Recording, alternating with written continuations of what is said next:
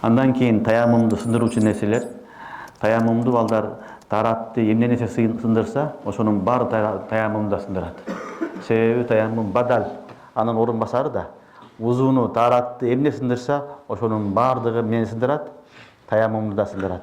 Ошо менен кошо балдар дагы таяммумда сууду таап калса, ошондо дагы тара сынып калат. Мисалы бир адам таяммум кылып намаз окуп атат.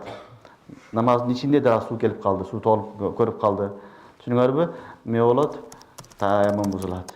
Же таяммум кылды, намаз окуйын десе, бирөө суу алып келип калды. Же суунун үстүнө барып калды. Эми ал тараты жарабайт, эми эмне кылат? Таяммум кылып, таяммум менен намаз окуйт. Түшүнүңөрбү? Демек, тараты сындырган нерсенин баардыгы таяммум сындырат. Ошо менен чогуу дагы эмне сындырат экен? Сууга кадыр болуп калса, суу таап калса, аны менен дагы таяммум сынат эми. Таяммум жараксыз болот. Сууга балдар таап калуу эмес, сууга кадыр болуш шарт. Мисалы бир адам сапарда баратат, поезд менен баратасың, таяммум кылдың, суудун астынан өтүп кеттиң. Суу турат, көрдүң, сыртта Нарын дарыясы агып атат, өтүп кеттиң жолдо. Туурабы? Бирок кадыр эмессиң. Токтоп түшүп алганга мүмкүнчүлүк жок.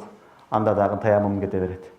Суудун табылышы эмес, сууга кадыр болушундук таяммум тарата алыш мүмкүн болуш керек. Ошондой деңгээлде болсо таяммум болот, андай деңгээлде болсо таяммум кыласың, эгер кадыр болбосоң таяммум кылынат.